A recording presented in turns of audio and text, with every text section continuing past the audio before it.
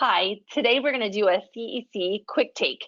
And what that is we're going to be unpacking the most highly hot and burning questions that CEC and our membership tends to be chattering about in the community. Today I'm here with Julie Weatherly, and I'm super excited to be working with her on one of the hot and burning topics, and that's student privacy. Julie?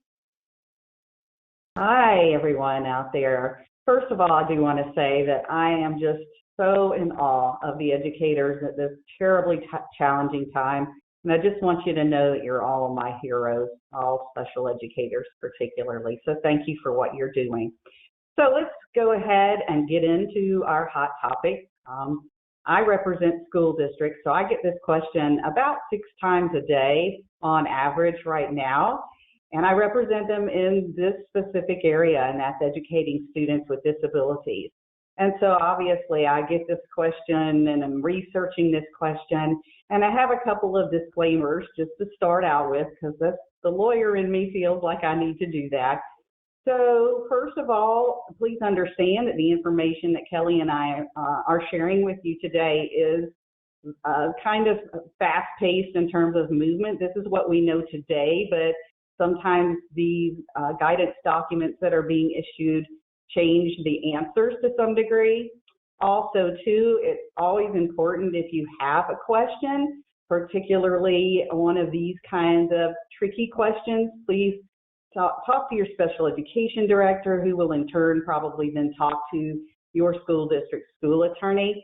And I have a mantra whenever I'm talking about this issue. I haven't talked about it in the context of a pandemic, but when I'm doing a presentation with respect to confidentiality and privacy, my mantra is, when in doubt, don't let it out. So if you have any question, any concern, stop and find the answer. All right, so let's go ahead then and get started. I'll give you just a little bit of background information about the federal law that's important. It's called FERPA, the Family Educational Rights and Privacy Act, and it prevents the release by a school personnel, of any personally identifiable information, by acronym known as PII, that is contained in the education records of your students without first obtaining written parent consent. And that personally identifiable information is generally any data that can be used to trace a student's identity, including their name, their address, their parents' names, things like that. But it also can include anything that would indirectly link with other information so that someone could figure out who the child is. Such as, for example, so did you know that little boy with red hair in Ms. Jones's class has autism? So you're not really talking about who the child is, but if there's only one little red-headed boy in the class, that could lead that person to figure out exactly who that is. So that's the overview, essentially, of FERPA. So on to the next slide. Okay, so Julie, this is what's a hot and burning question. So is parent consent required to provide special education services or related services to students virtually, like we are on today? So yes, this is a very hot question. In general, if we look at guidance that has been provided by the Student Privacy Policy Office, that's the federal office that enforces and investigates claims under FERPA, basically they have provided guidance about virtual and saying that generally it would not violate FERPA. The problem is with the word generally. But when you're just talking about virtual instruction, one-on-one with one teacher, one child, generally they say it's not a problem. Really what we have to look to is the platform and making sure that it's sufficiently encrypted. All right, hot and burning question number 2. So as a special education coordinator, all of my teachers in their school settings, they provide small group instruction, or maybe sometimes speech language pathologists offer services to a small group of students working on the same goals. So what if online special education or related service is provided to a group of students at the same time, and other parents or people in the homes see or hear information about other students? Well, Kelly, you're going to like this answer because it's really, really clear. The answer is it depends. Unfortunately, most of us lawyers, particularly in the area of special education law, wind up giving that the answer to most every question. I will say, and this is where I've seen a difference of opinion. Sometimes the state law has something to do with it, or local law, maybe even tribal law.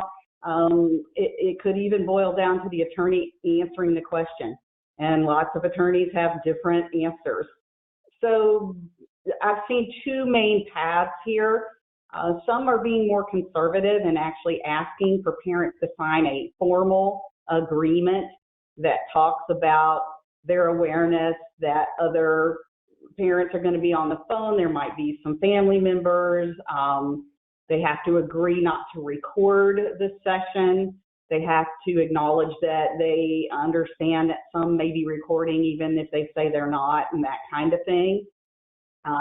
I've sort of approached these kinds of questions in a way, though, myself, to just look at, well, this is a good thing generally for children, and so we don't want to make it look all legal and scary.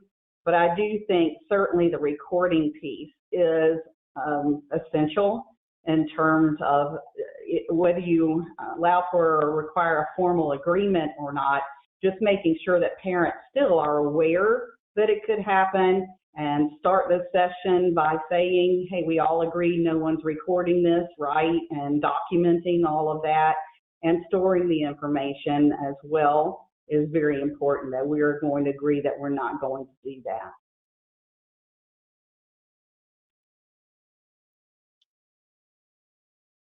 So the key point really is that teachers need to, as they would in their classrooms, be mindful of referring to information such as the student's disability, their special education status, content in the student's IEP or a 504 plan, any of that sensitive information. You know, oh, Susie, don't forget to put that piece of paper or that little note that we just created into your special ed folder that you're keeping at home. You know, being really careful and just sticking to instructions.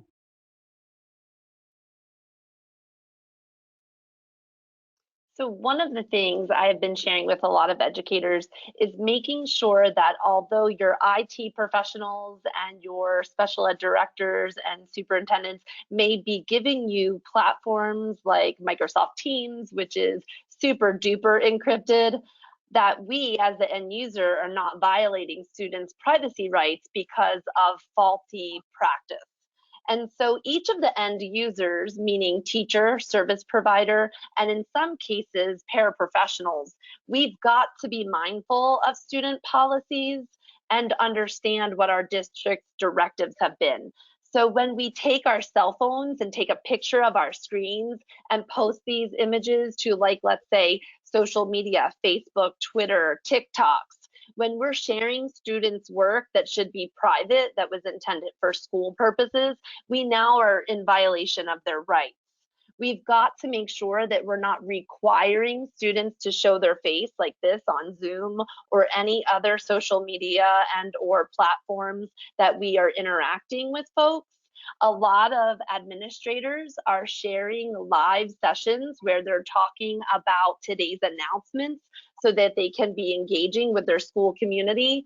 One such gentleman shared happy birthday wishes, and sharing students' personal identifiable information, including their birth date with their school name, is violation of the law. So we've got to be mindful that even though we are trying to share good things, we could be overstepping the legal limits of the law. So we want to make options available for our parents. So saying things like you have to have video on is in violation of their rights. They're allowed to opt out. We also need to give multiple modes of engagement. So we have kiddos that are just coming on their voice, or maybe they're just listening in and they're never going to use their voice and they're never going to use a camera. If you are posting materials of fun assignments, please also understand that your handwriting is considered personally identifiable information, and our work. So anything that students produce, if you can kind of rearrange it and take their names off and make sure that you're not sharing it so that folks can identify them, that's important. Here's an example from a worldwide news outlet. And so we have schools really excited about them meeting the challenges during COVID-19. And so why wouldn't you want to celebrate those things? However, with this example of the computer screen, I blacked out the students' names and I blacked out where they attended school, who their fifth grade teacher was, and where this school was actually placed in the world. They were all participating, and unbeknownst to them on Zoom, this information had been shared. Now, there's some really critical things to be thinking.